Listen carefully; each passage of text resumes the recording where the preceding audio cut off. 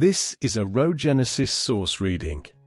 Public domain ancient and sacred texts read chapter by chapter as source material for later motif mapping and interpretation. Today's reading is of chapter 38, the Book of Genesis, Young's literal translation, Robert Young, 1862. And it cometh to pass at that time that Judah goeth down from his brethren, and turneth aside unto a man, an Adullamite, whose name Hirah. And Judah seeth there the daughter of a man, a Canaanite, whose name Shua, and taketh her, and goeth in unto her. And she conceiveth, and beareth a son, and he calleth his name And she conceiveth again, and beareth a son, and calleth his name Onan. And she addeth again, and beareth a son, and calleth his name Shelah. And he was in Chezib in her bearing him. And Judah taketh a wife for his firstborn, and her name Tamar. And Judah's firstborn, is evil in the eyes of Jehovah, and Jehovah doth put him to death. And Judah saith to Onan, Go in unto the wife of thy brother, and marry her, and raise up seed to thy brother. And Onan knoweth that the seed is not his. And it hath come to pass, if he hath gone in unto his brother's wife, that he hath destroyed to the earth, so as not to give seed to his brother. And that which he hath done is evil in the eyes of Jehovah. And he putteth him also to death. And Judah saith to Tamar his daughter-in-law, Abide a widow at thy father's house, till Shelah my son groweth up. For he said, Lest he die, even he, like his brethren. And Tamar goeth and dwelleth at her father's house. And the days are multiplied, and the daughter of Shua, Judah's wife, dieth. And Judah is comforted, and goeth up unto his sheep shearers, he and Hirah, his friend the Adullamite, to Timnath. And it is declared to Tamar, saying, Lo, thy husband's father is going up to Timnath, to shear his flock. And she turneth aside the garments of her widowhood from off her, and covereth herself with a veil, and wrappeth herself up, and sitteth in the opening of Enaim, which by the way to Timnath, for she hath seen that Shelah hath grown up, and she hath not been given to him for a wife. And Judah seeth her, and reckoneth her for a harlot, for she hath covered her face. And he turneth aside unto her by the way, and saith, Come, I pray thee, let me come in unto thee. For he hath not known that she, his daughter-in-law. And she saith, What dost thou give to me, that thou mayest come in unto me? And he saith, I send a kid of the goats from the flock.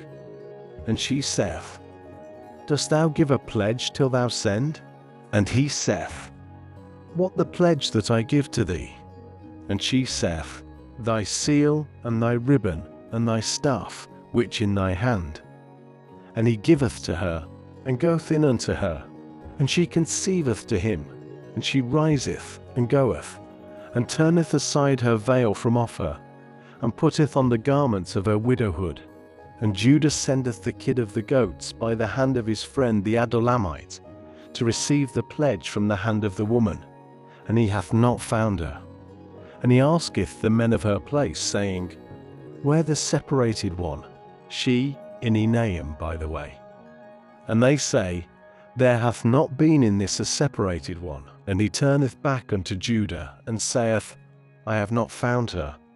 And the men of the place also have said, There hath not been in this a separated one. And Judah saith, Let her take to herself, lest we become despised. Lo, I sent this kid, and thou hast not found her. And it cometh to pass about 3 months, that it is declared to Judah, saying, Tamar thy daughter-in-law hath committed fornication. And also, lo, she hath conceived by fornication. And Judah saith, Bring her out. And she is burnt.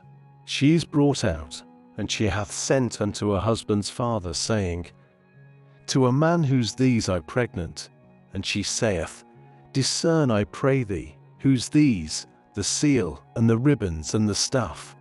And Judah discerneth and saith, She hath been more righteous than I, because that I did not give her to Shelah my son.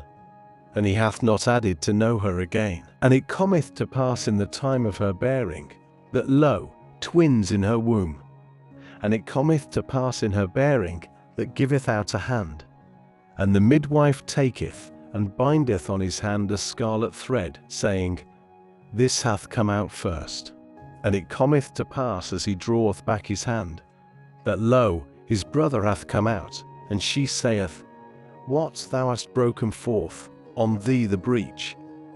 And he calleth his name Phares.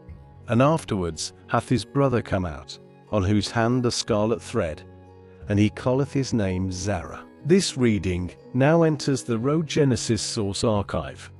Later, we will return to it to trace its motifs, symbols, and recurring questions across other traditions. For now, the source has spoken. The source returns first. Meaning follows. Thank you for listening. If something in this reading stayed with you, a motif, a symbol, or a question, feel free to share it in the comments. And if this reading resonated, leaving a like helps signal what is worth continuing to explore.